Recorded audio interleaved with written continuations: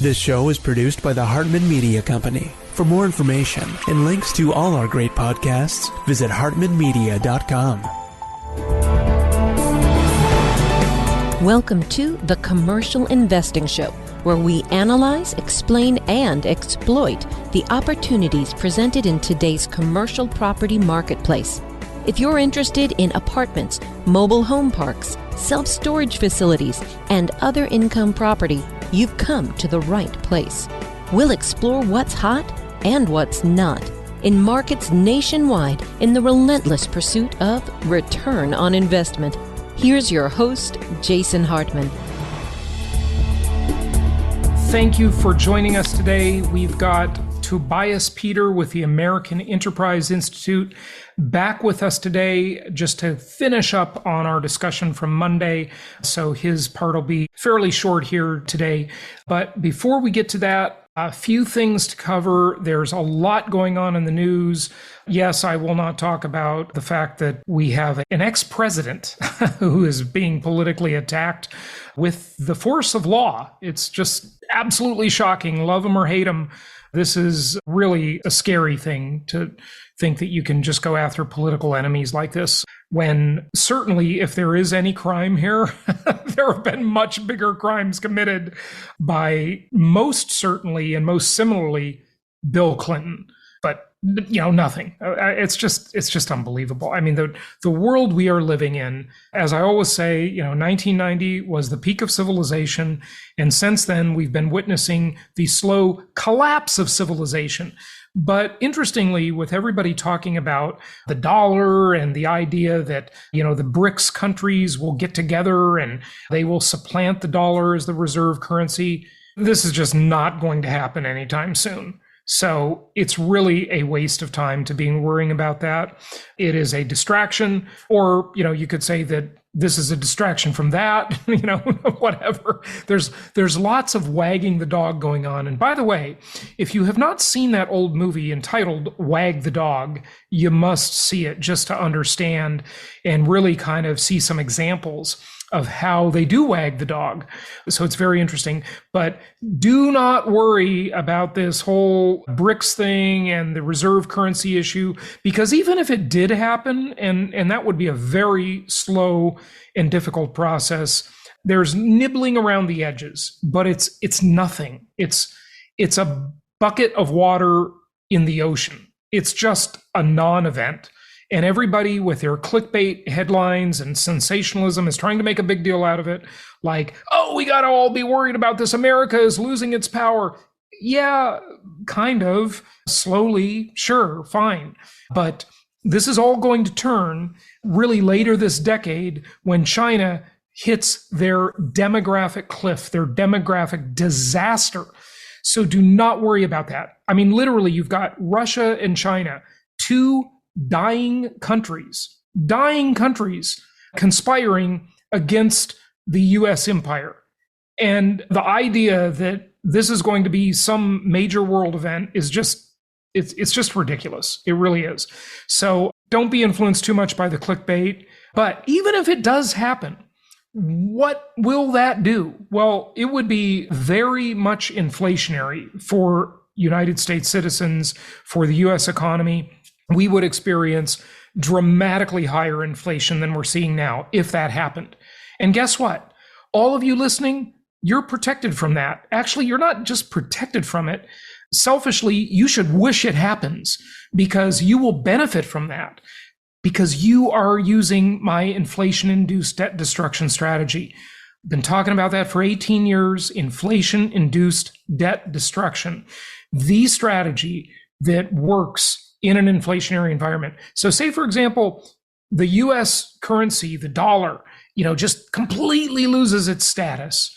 And then we have the type of inflation that we in the US have been able to export to other countries who have suffered from it. And I can see why these countries would be upset with the American empire. But, on balance, to be fair to the US, they should also appreciate the massive contributions the United States has made to the world.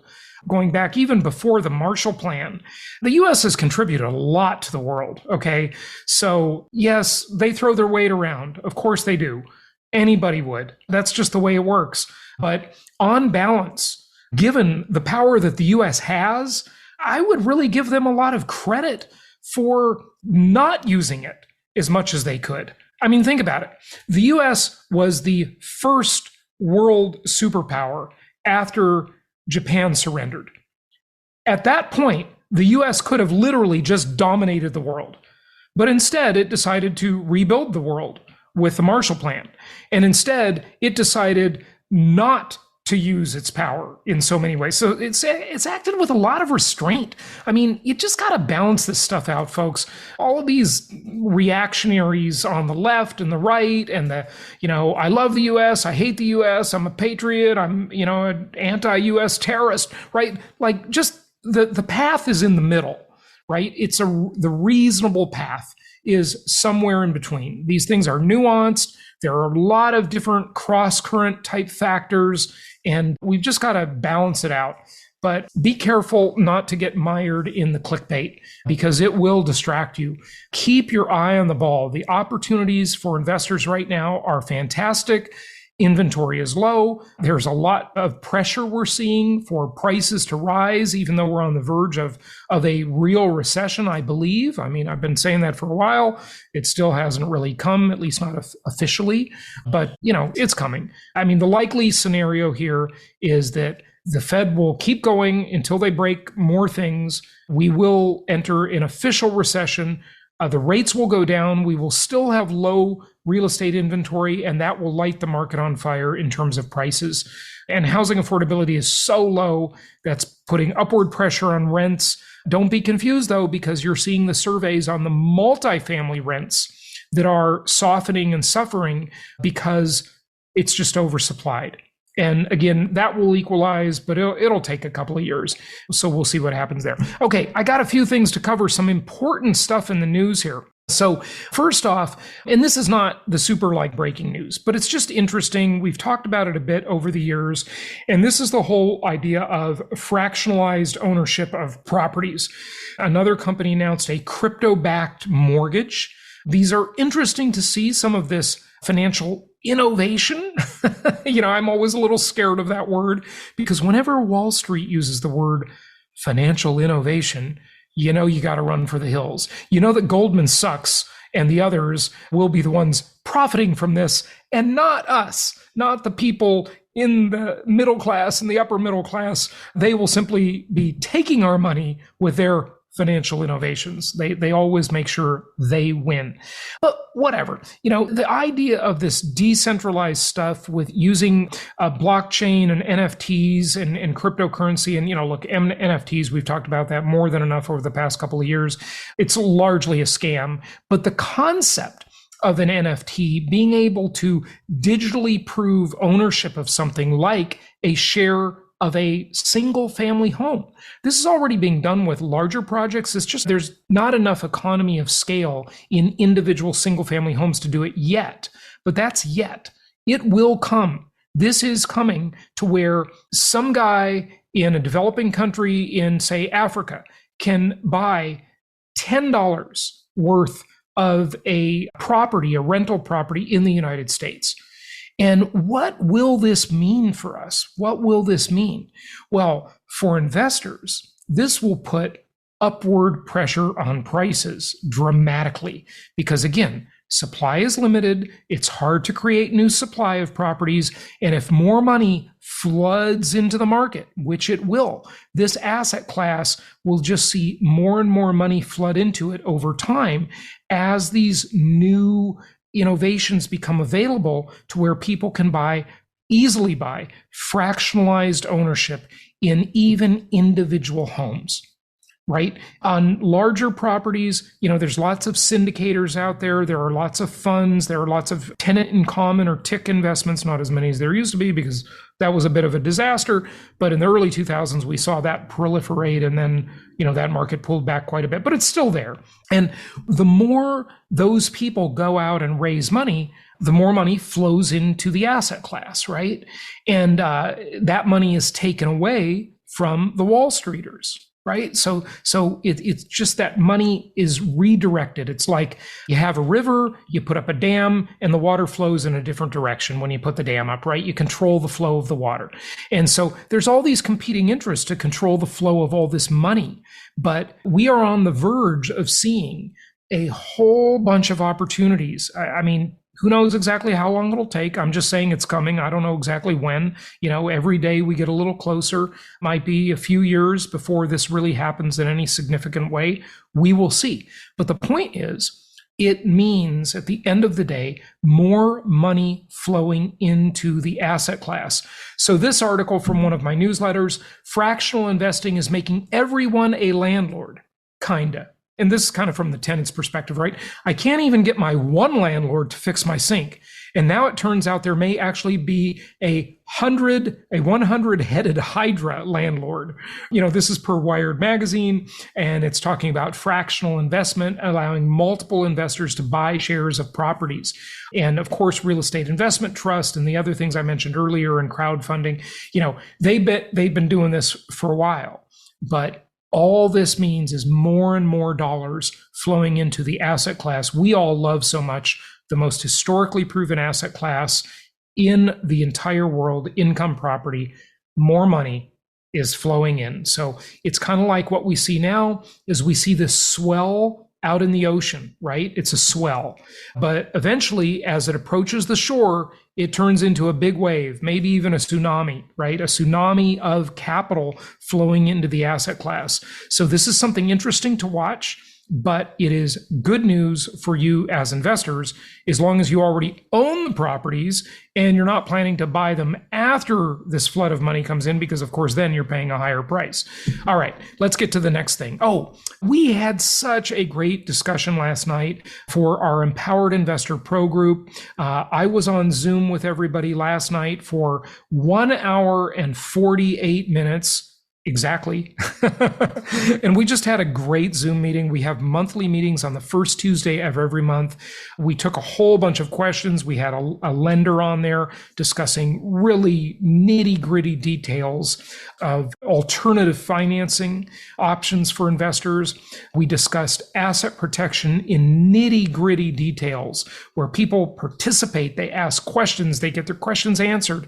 It's just such a great group. So thank you for all of you members and for all that attended last night on our monthly Zoom meeting. But I wanted to show today, before I get to another big story that's going to have a big impact on real estate, a giant lawsuit that has been filed. Got to hear about this one. Coming up. We also include with our Empowered Investor Pro and our Empowered Mentoring programs a social network. And I just wanted to show you briefly like some of the topics in here. I mean, there's just so much good stuff. Cities with the highest and lowest property taxes, apartment building sales dropping 74%, National Puppy Day. Hey, got to have the important stuff in here, right? Accounting and bookkeeping topics, declining inventory market research, inflation research, the Fed's emergency measures to prevent the banking crisis, deep topics on Silicon Valley Bank and the other bank failures, all the recordings of all of our prior Zoom meetings. So if you haven't been a pro member, if you're just joining today, you get the advantage of being able to see all of those prior Zoom meetings in the vault, in the archive. And with the mentoring membership, you get to see all of the prior mentoring meetings. Now, pro members don't get to see that, okay? Because, the mentoring is a higher level. We meet on Zoom once a week. We've got our meeting today for our mentoring members. But the pro members get a whole bunch of benefits too. So get involved at a deeper level with us. There are just so many benefits, referrals to vendors and contractors and really getting the nitty gritty on dealing with property managers. One of the things we do not do is we do not allow any property managers in these groups. They ask, hey, can I come and present and, share some stuff with the members? No, you can't. Okay. We'll do that publicly. We might have a special Zoom meeting for your clients once in a while, but in these groups, we want people to be able to speak freely about their property management experiences and what to do about them. Okay, so very important stuff. Empowered Investor Pro membership or the mentoring membership. And also last night we talked all about asset protection and estate planning. And if you want to see the new version of the webinar on that, it's the 2.0 web class we've got on that. Go to jasonhartman.com/protect. That's totally free. Just check it out if you're interested in getting your entities set up, LLCs, limited partnerships, corporations, trust for estate planning and asset protection, land trust, all of this stuff. jasonhartman.com/protect. It is there. Okay, this big case. This is a big deal, folks. Pay attention to this. You might think, well, I'm not affected. I'm not in the real estate business. I don't own a real estate company, right? Or anything like that. But you are affected because this is huge. A federal judge in Illinois just granted class action status. So what happens is a lawsuit is filed and the claimant says, look, court, we believe there are a whole bunch of people affected by this. So we want you to grant us class status to be a class action.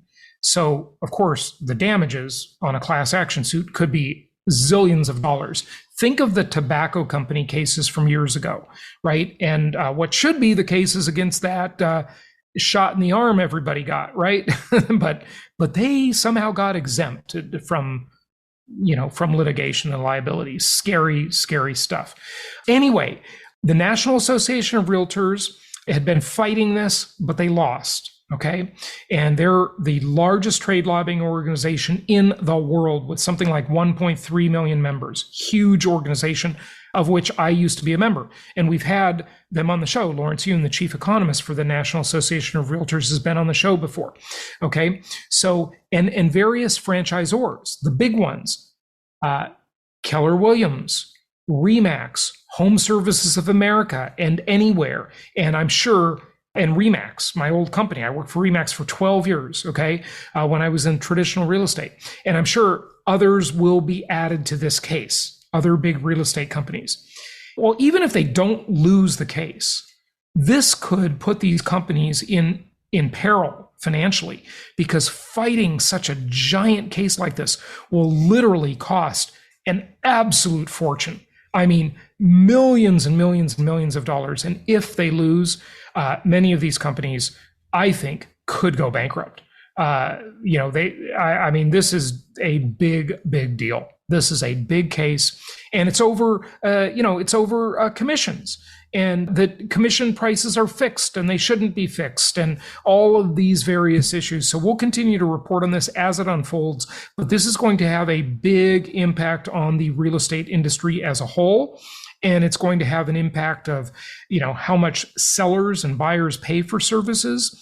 What might come out of it is that buyers have to pay their own commission and the seller can't pay it. That's a possible remedy where if the buyer wants to be represented by an agent, they'll have to sign a contract with the agent, like a buyer's broker agreement, and they'll have to pay their own commission.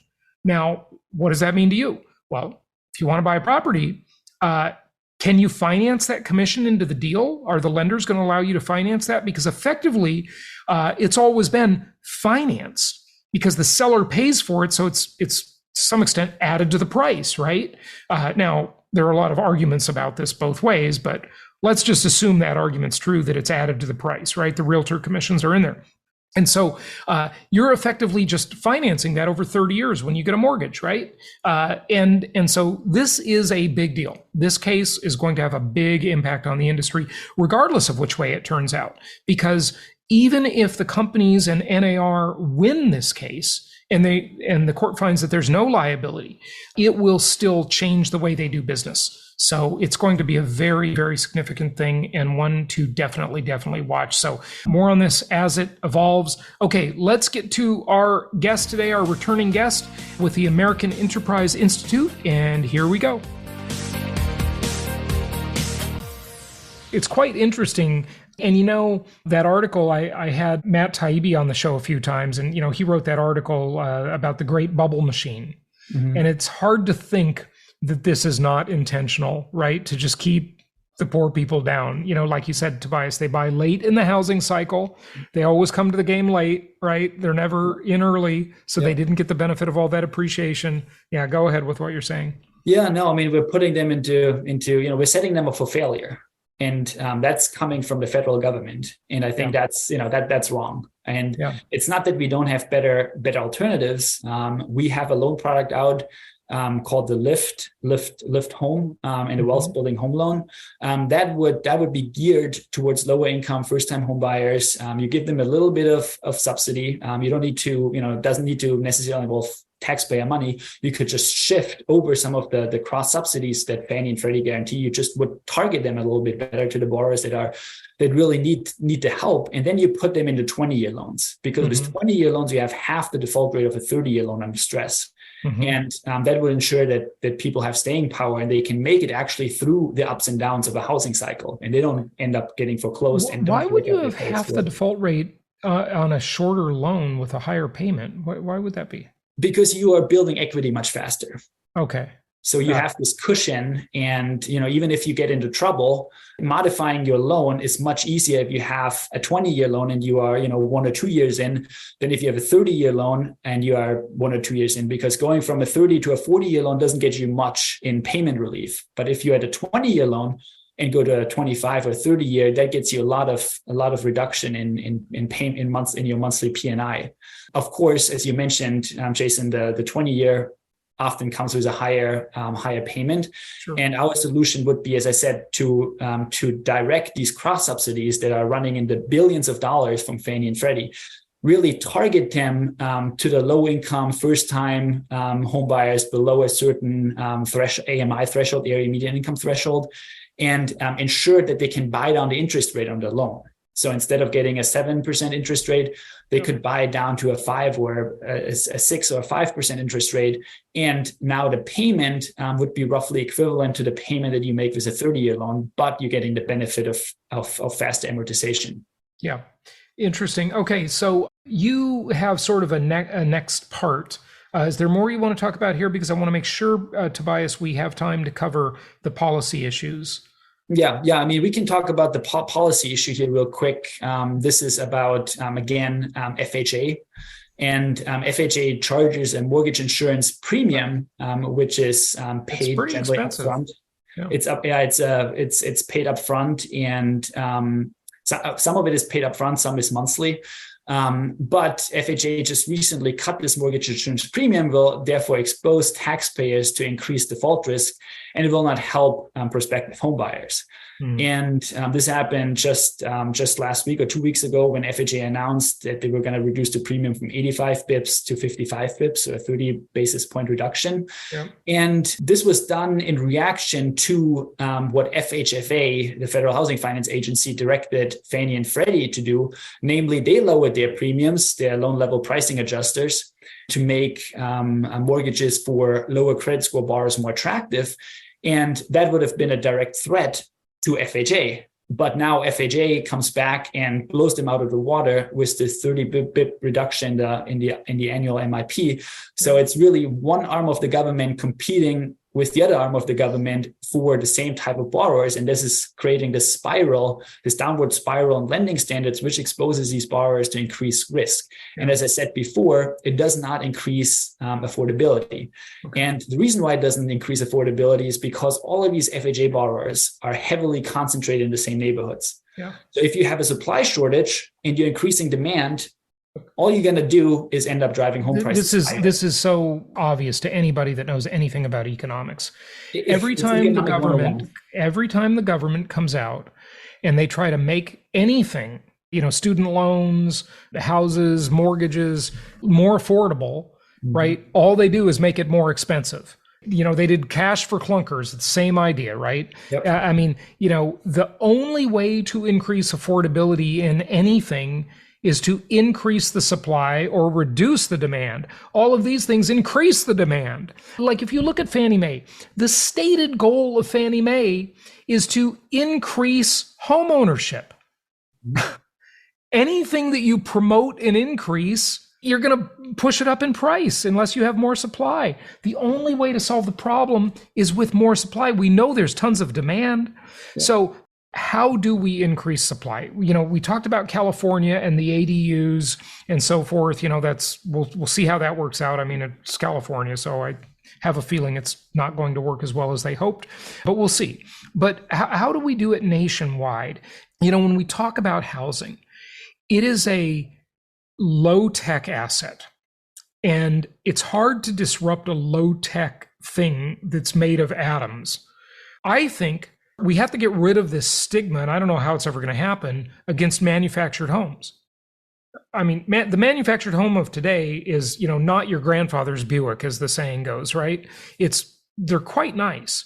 And I think we have to accept that. Houses more of them should be made in factories. But, what else can we do? Yeah, so a couple things. Our preferred solution would be for the government just to get out of the way. And that comes into place with zoning, particularly, and and also the environmental standards that they put in place. So now you're talking mostly local governments.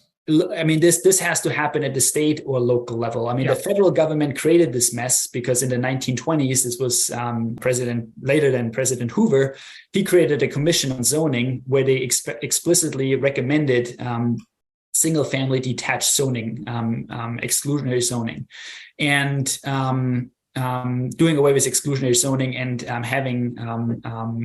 making certain parts of the city exclusively zoned for single-family detached zoning, housing. Sorry, and the idea behind this was to drive home prices higher so that undesirable groups, namely Blacks, Eastern Europeans, Southern Europeans, and other undesirable groups, were eventually going to be priced out of the market. And now they do that with environmental restrictions. Exactly. I call it, you'll find this interesting, Tobias. Years ago, I had the great Thomas Sowell on my show. Oh, yeah. He's awesome. He's written a zillion books, and, he's retired now. Big fan, yeah. In his 90s. And, I coined a term on that episode. It was like episode number 111, and now we're almost at 2000. Okay. But I coined a term, environmental racism. Mm-hmm. Because, it's that NIMBY syndrome, right? As long as we've got our home here, now we want to keep everybody else out. So we'll drive the prices up and keep those undesirables out. And they all do it under, we've got to save the land and dedicated permanent open space. And, it's such a lie. Yeah. No, I mean, I agree with you on that. And we have a conference coming up. So, if some of your listeners are interested, we are going to have a conference on particular this issue where we're going to be dealing with displacement. But we can show from our work when the government gets out of the way and allows for moderately higher density, the free market is responding, and it is capable of producing new housing and in quantities that actually make a difference. So, for example, in Seattle, out of all places, again, Seattle, Washington, back in the 1990s, they realized, well, we're gonna run out of housing, affordable housing, so we need to do something. But they didn't want to do it across the whole city, so they limited it to some what they called urban villages. Right. And those are, they are more generally a little bit more close to transit. But not exclusively transit. They just, kind of tend to be more hub type places. And in these areas, as home prices increased and land became more expensive, the developers came in and they started buying these single family detached homes. Many of them were, built in the 1990s. They were very small, about 1,400, 1,500 square feet. And but they were on large lots, relatively large lots of 5,000, 6,000 square feet. And they started buying them up, tearing them down and rebuilding them with duplexes. And we can show that these single-family detached homes, if they were still in existence today, they would be selling for $1 million. But these townhouses or duplexes, they're also selling for $1 million. But now you're selling 2 on the same parcel, or you have 4 on the same parcel. So now you have, in fact, driven up the supply of housing by 3 net 3 units. And the units are still relatively affordable. And what we find is that because all this building and has happened, they've added 18,000 new units. But also when we look at the people that have been buying these units, they tend to be lower income individuals, and many of them tend to be first-time home buyers, as you really want to encourage them. But it all starts with supply, as you said. If you don't have more supply, all you're going to end up doing is driving these people out of the market and driving them into rentals. But if the goal is to increase homeownership, you need to do something on the supply front, and we can show that it works. And you can look at Houston, where the same thing is happening, massive response to supply once you let the market do it. You can look at Tokyo, you can look at many different places. Right. And by the way, I just want to be clear too, I'm not necessarily wanting to increase home ownership. I am the one rebel that doesn't think we need to increase home ownership. We just need to increase the number of homes so people can rent them for more reasonable prices. And I know that sounds so counterintuitive because I have my own investments and I like to see high rents, and so do all of our listeners. But, overall, we got to think about what's good for society, right? We've got to get out of this problem, and having a reasonable market. We can all still make tons of money in a reasonable market with reasonable amounts of inventory, because this type of market that we've existed in for the last 6 or 7 decades, maybe, it's not sustainable. This is not a sustainable economy. It creates all sorts of societal ills. And by the way, high home ownership rate, I'm pretty convinced that creates higher unemployment because people can't move as easily to where the jobs are. So I think the natural homeownership rate really is about 55%, but it doesn't matter. Look, we just need more affordable housing. That's the sum of it. Rent or buy. And speaking about that housing shortage that we have, it kind of depends on who you listen to. There's some people that say, well, it's 1 million, others say it's 4 million, others say it's 8 million. We think it's probably closer to about 22 million housing units. Oh my gosh. Tell us about that. Yes. That's the highest number I've heard anybody say. You got to take a deep dive into that one. Yeah. This is following a study that was done under the leadership of Mike Lee, the Senator Mike Lee from Utah. It was done by my colleague, my former colleague and now again colleague, Kevin Corinth. But what he had the brilliant insight that, well, we know what the cost of land is. And in many of these places, the cost of land, particularly out in California, it's 50, 60, 70% of the total package of the structure and land.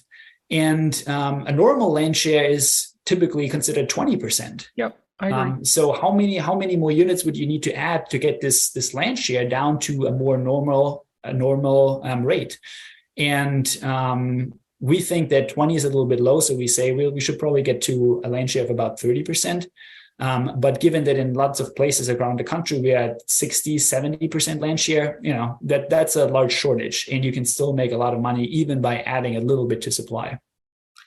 Okay, but that didn't answer that was a very roundabout way of kind of answering the question of, you think we need 20 million more housing units in the country. Now, by the way, and I see varying numbers on this, but the number that seems to be somewhat consistent is that we have about 140 million housing units in the country. Is that about right? That's about right, yeah. Okay, so you say we need 160 million housing units in the country, right? And just remember too, some of that housing stock becomes obsolete.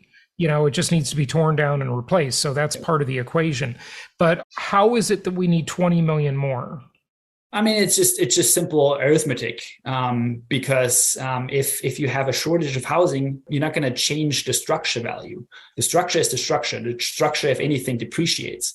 If you have increasing, you change the land value. I get it. Yeah, if you have increasing home prices, it's not because the structure is worth more. It's because the land is becoming more valuable. I'm so glad you said that. I teach a strategy. It took me 19 years to discover it. It's called the Hartman Risk Evaluator, and it teaches people exactly that, how they're buying two components, the land and the improvement. And I created a ratio. I think I even trademarked this one. I've got a whole bunch of trademarks on this stuff. But instead of the LTV ratio, the loan to value ratio, I call it the LTI ratio, the land to improvement ratio. Okay. Yeah.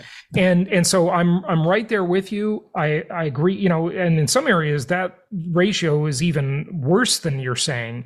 It's, in some areas of, say, California, where I used to live, it's 80%, 85% land. Yep. And that's the volatile part of the market. because that shifts a lot more than the improvement does. So that's the risk area. Okay, that's what the risk evaluator teaches. But you're coming at it from a very different perspective. You're saying ideally the land value should be 30% and the structure value or improvement value should be 70%. Mm-hmm. Most people, to arrive at how many units shortage do we have, they would say, well, here's the demographics. Here's the age of the millennials and the age of the Zoomers, and here's their prime household formation years, and here's the number of units we have now. And, we're going to project how many people will die and how many of those houses will be passed. You didn't come at it that way at all at the American Enterprise Institute. No. I mean, it's very simple. I mean, it's because, all these, you kind of household formation, you can double up, right? And probably a lot of people have doubled up because home prices have just gotten. Yeah, but that's not their ideal scenario. They don't want to double up. No, they don't want to double up. But hence, if you look at the land and you're saying if the land is 70%, how many more units would we need to add to get to a more normal land share of 30%? So it really becomes a simple calculation. And that's the beauty of this. It's really, really simple. That's very interesting. Very interesting. That's a new one. I haven't heard that before. I got to ponder that for a while. Okay, good. Tobias, what else do you want to share before you go? We've gone long. We got to wrap it up. Love to have you back on the show. Absolutely. Happy to come back. We can talk a little bit more about the supply side if you're interested, for example. But just anything more on the supply, like loosening regulations and anything else you wanted, like any other big point you want to get across there before you go? Yeah, the big point is the federal government has no role in this. The federal government screwed this up. The federal government, if they were to get involved again through whichever way, the federal government has a one-size-fits-all solution. Yeah. It is not one size fits all. And I'd much rather have the 50 states and the localities being the laboratories of democracy where they, kind of play around with this, figure out what works at various levels, and then have the best performers be copied by the others, rather than have the federal government. The government screwed this up before. It's going to screw it up again. Yeah, I couldn't agree with you more, Tobias. Thank you for joining us. Give out your website and tell people where they can find you. Yeah, happy to, our website is www.ai.org/housing. If you have any questions, feel free to contact me. My email is tobias.peter@ai.org. And always happy to talk housing. Tobias Peter, thanks for joining us. Thanks, Jason. Thank you so much for listening. Please be sure to subscribe so that you don't miss any episodes. Be sure to check out the show's specific website and our general website, hartmanmedia.com, for appropriate disclaimers and terms of service. Remember that guest opinions are their own, and if you require specific legal or tax advice or advice in any other specialized area, please consult an appropriate professional. And we also very much appreciate you reviewing the show. Please go to iTunes or Stitcher Radio or whatever platform you're using and write a review for the show. We would very much appreciate that. And be sure to make it official and subscribe so you do not miss any episodes. We look forward to seeing you on the next episode.